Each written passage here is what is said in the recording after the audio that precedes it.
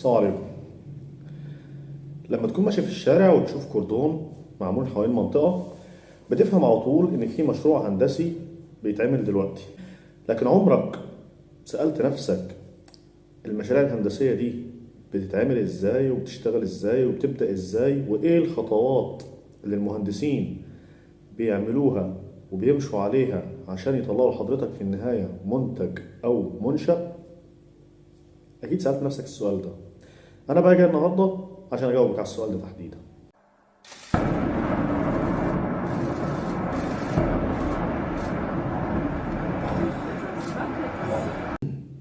السلام عليكم. مبدئيا خلينا نتفق ان الكلام اللي انا هقوله النهارده مش بينطبق على كل المشروعات الهندسيه بنفس الدرجه. بمعنى ان في مشروعات هينطبق عليها الكلام اللي انا هقوله النهارده بالكامل، في مشروعات تانية هينطبق عليها جزء من الكلام اللي انا هقوله، في مشاريع تالتة هتلاقي فيها مراحل وخطوات اكتر من الكلام اللي انا هقوله النهارده. وده بيتوقف على نوع وحجم المشروع وعلى طبيعه التخصصات اللي بتشتغل فيه. بمعنى مثلا المشروعات الإنشائية غير مشروعات البنية التحتية، والاتنين مختلفين عن المشروعات الإنتاجية.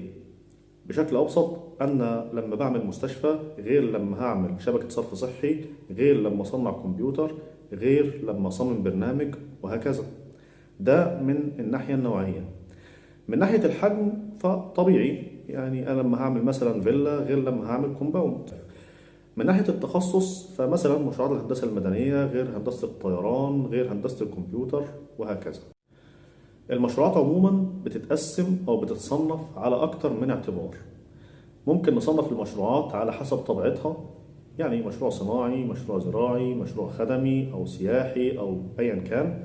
ممكن نصنفها على حسب الحجم، بمعنى مشروعات صغيرة أو مشروعات متوسطة أو مشروعات كبيرة. ممكن نصنفها على حسب المساحة الجغرافية اللي هتخدمها، فالحاجة دي بنقول عليها مشروع محلي أو قومي أو استراتيجي أو كده. خلصنا المقدمة، نتوكل على الله وندخل على الموضوع. عشان نبدأ أي مشروع هندسي لازم نعرف 7 خطوات أساسية. رقم 1 الفكرة، 2 الدراسة، 3 التصميم، 4 تجهيز الكميات والمواصفات، 5 إعداد المستندات، 6 التنفيذ، 7 الصيانة. أي مشروع عموما وأي مشروع هندسي خصوصا بيبدأ بفكرة. الفكرة دي بتكون نتيجة لحاجة من الحاجات اللي أنا هقولها دي. أولا، إن يكون في احتياج كبير أو طلب كبير على سلعة أو خدمة معينة. زي ايه؟ زي مثلا المنازل السكنية، زي الشقق، زي المستشفيات او الكمبيوتر او التليفون او الشاشة او العربية او غيرها من السلع اللي عليها طلب كتير جدا والناس محتاجاها في نفس الوقت. مثلا لما يكون عندي موارد بشرية او مادية او الاتنين مع بعض وبنحاول نستغلهم. على سبيل المثال، الدولة قررت تعمل مشروع كبير تحل بيه مشكلة البطالة وفي نفس الوقت يكون مشروع خدمي. فقررت مثلا تعمل سكة حديد أو تعمل كوبري أو تعمل مستشفى أو تعمل بنك أو غيره. إن يكون في احتياج ملح لمشروع معين. بمعنى، هنفترض مثلا الدولة قررت تتحول لمركز تجارة عالمي، فده بيفرض عليها إنها تعمل مواني وطرق سريعة ومطارات وشبكة مواصلات حديثة. طبعا في أسباب تانية كتير، ومن أكتر الحاجات اللي موجودة هي الفكرة الإبداعية، وإنه أنا أشوف مشكلة موجودة عند إنسان عادي أو عند شخص عادي وأبدأ أحلها أو أفكر في حلها. ولو كان الحل مناسب بنبدأ ننفذ الفكرة دي. وطبعا الأفكار الجديدة تحديدا بتحتاج مجموعة كبيرة جدا من المشروعات اللي بتكمل بعضها وبتخدم بعضها. وطبعا زي ما اتكلمنا في الحلقات اللي فاتت إن الفكرة لوحدها مش كفاية، لازم الفكرة دي تكون قابلة للتنفيذ عشان ندخل على المرحلة اللي بعدها. طيب ازاي نقدر نحدد اذا كانت الفكرة اصلا قابلة للتنفيذ ولا لا؟ اول حاجة، لازم الفكرة دي تكون مناسبة تكنولوجيا، يعني يكون عندي التكنولوجيا والطرق اللي اقدر انفذها بيها. تاني حاجة، لازم يكون متوفر عندي المواد الخام والمهارات الفنية اللي اقدر انفذ بيها الفكرة بتاعتي. تالت حاجة، الفكرة نفسها ما يكونش فيها درجة عالية من المخاطرة. وأخيرا إن المشروع نفسه ما يكونش فيه أضرار كبيرة، يعني أضرار بيئية أو اجتماعية، بمعنى مثلا إنه ما يكونش مصدر للتلوث أو مصدر للضوضاء. اتأكدنا خلاص إن كل العوامل دي موجودة ومتوفرة في الفكرة بتاعتنا. نبدأ نشوف هل أنا عندي الفلوس اللي أقدر أنفذ بيها المشروع ده. طيب عندي الفلوس، بالنسبة للمدة الزمنية بقى، يعني المفروض المشروع ده يخلص في خلال قد إيه؟ طب لو اتأخر هل هيبقى بنفس القيمة ولا التأخير هيأثر عليه بالسلب؟ وطبعا لازم أدرس السوق دراسة كويسة، دراسة عامة. هل في مشروع اتنفذ شبه المشروع بتاعي ده قبل كده؟ طب لو في مشروع اتنفذ، أنا المفروض أقيمه وأحاول من خلال تقييمه أتوقع المشروع بتاعي رايح على فين. وفي نفس الوقت لازم أشوف مين اللي هيستفيد بالمشروع بتاعي عشان أقدر أحاول أوصل للمستفيدين دول بأحسن طريقة ممكنة وأوصل لهم المنتج أو المنشأ أو الناتج المشروع بتاعي بأفضل صورة ممكنة. طيب دي الفكرة. إيه بقى الدراسة؟ الحقيقة هي مش دراسة واحدة، هي مجموعة دراسات بنسميها كلها على بعضها كده دراسة الجدوى. وطبعا كلنا سمعنا المصطلح ده قبل كده. دراسة الجدوى دي بقى عبارة عن إيه؟ عبارة عن دراسة جدوى تسويقية وفنية ومالية واجتماعية وبيئية. واحدة واحدة نفهم كل واحدة لوحدها. دراسة الجدوى التسويقية معناها إن أشوف المنتجات بتاعتي أقدر أنزلها إزاي السوق يعني وأبيعها. عشان أعمل كده لازم أكون عارف المنتجات دي هتتباع فين والمين وبكام، والسوق هل هيقدر يستوعب المنتجات دي. طيب بعد ما انتج بالفعل السعر هيثبت ولا هينقص؟ طب لو نقص هينقص قد ايه؟ طيب لو وصل لأقل سعر هقدر أكمل إنتاج ولا لأ؟ طب عشان أقدر أبيع بالسعر المستهدف وحافظ على السعر ده إيه درجة الجودة اللي لازم أطلع بيها المنتج بتاعي؟ وهي دي دراسة الجدوى التسويقية. إيه بقى الجدوى الفنية؟ الجدوى الفنية دي عبارة عن تحديد ودراسة مجموعة حاجات مع بعض وتنسيقهم بشكل كويس جدا. إيه الحاجات دي؟ ركز واسمع. أول حاجة لازم يكون أنا محدد حجم المشروع قد إيه ومتوسط الإنتاج بتاعي قد إيه، يعني أنا هنتج قد إيه في المتوسط، ولازم برضو أكون متوقع طاقة الإنتاج القصوى المطلوبة مني. ولو في توسعات متوقعة فلازم أكون عارف التوسعات دي هتكون قد إيه وفين وهعملها إزاي. تاني حاجة لازم أحدد طريقة الإنتاج والوسائل والخدمات والفنيات اللي أنا محتاجها عشان أطلع المنشأ بتاعي أو المنتج بتاعي بأفضل صورة ممكنة.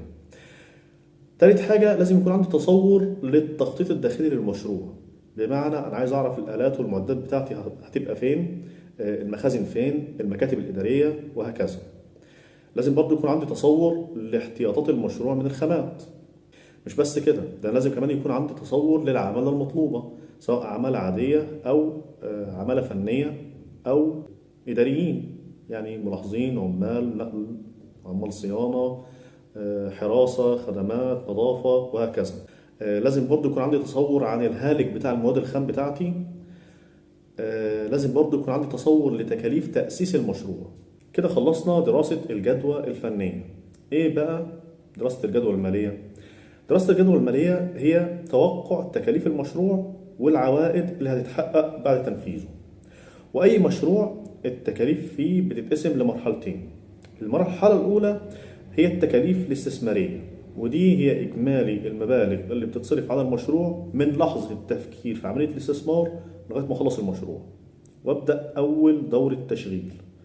المرحلة الثانية هي التكاليف الجارية، ودي بتشمل التكاليف اللي احنا بنسميها قصيرة الأجل، يعني مستلزمات تشغيل، الأجور، المرتبات، الوقود اللي هستخدمه، كل الحاجات دي اسمها تكاليف جارية. بعد كده دراسة الجدوى الاجتماعية، وهو يعني بس مجرد ان اشوف المشروع ده ازاي هيقدر يخلق فرص عمل جديدة وازاي هقدر اوظف فيه اكبر عدد ممكن او يعني العدد المناسب للمشروع. آخر حاجة هي دراسة الجدوى البيئية، ودي باختصار إن إحنا بندور إزاي إحنا نقلل الأضرار البيئية بقدر الإمكان، ولو كان التأثير البيئي أكبر من المتوقع أو الممكن احتماله بننقل المشروع أو بنختار موقع بديل عشان نحافظ على البيئة وما يبقاش فيه تأثير عليها. طيب كده إحنا خلصنا مرحلة الدراسة، ندخل بقى على مرحلة التصميم. موضوع التصميم الحقيقة موضوع معقد جدا وكبير جدا، صعب إن احنا نتكلم فيه بالتفصيل، لأن الموضوع بيختلف على حسب كل مشروع ونوعه والتخصصات اللي بتشتغل فيه. لكن اللي يهمني هنا إنك تعرف إن التصميم نفسه بيتعمل على مرحلتين.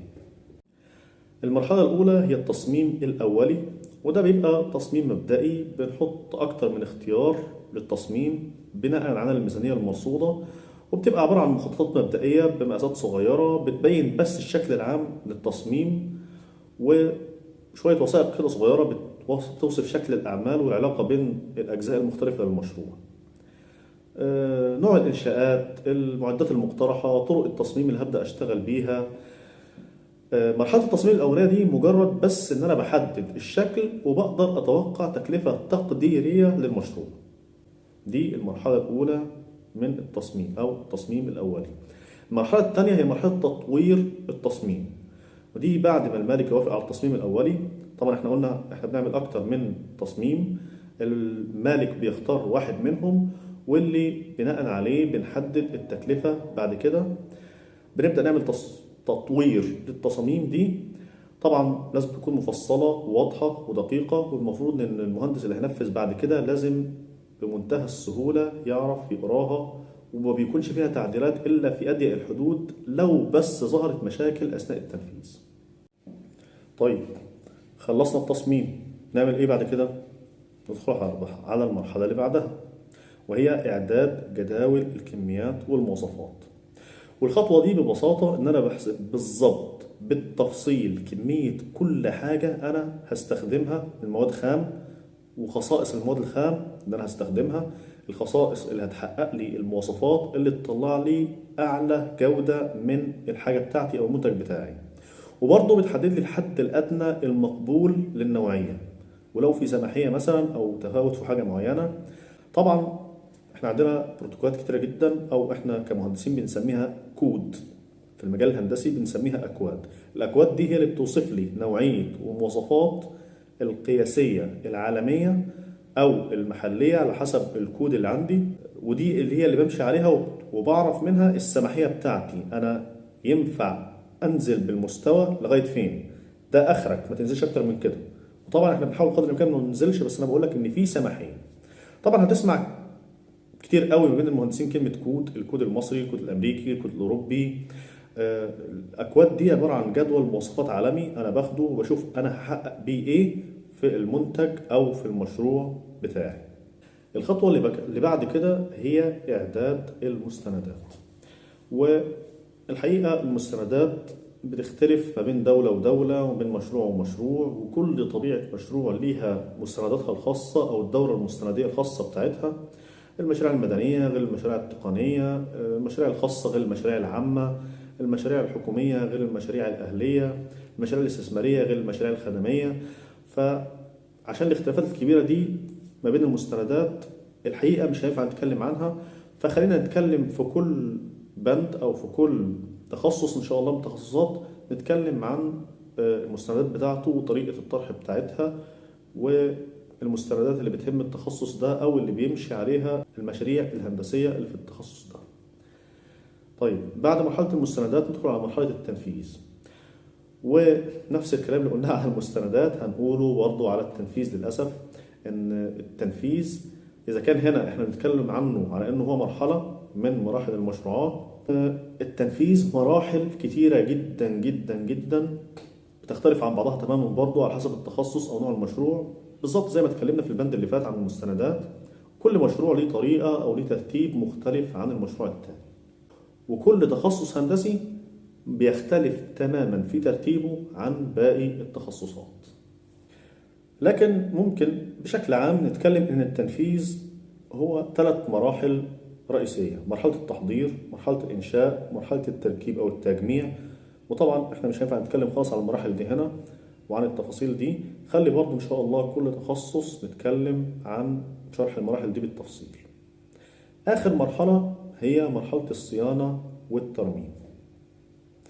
طبعا فترة الصيانة كلنا عارفينها، هي الفترة اللي بدي لحضرتك فيها ضمان على المنتج بتاعي إن أنا مسؤول عن تصليحه في خلال الفترة دي بدون رسوم أو بأجر رمزي أيا كانت الطريقة، بشرط إن حضرتك تكون استخدمته زي ما أنا حددت لك في مثلا كتيب التعليمات أو في العقد بتاع حضرتك لو أنت بتستلم مثلا منشأ أو حاجة.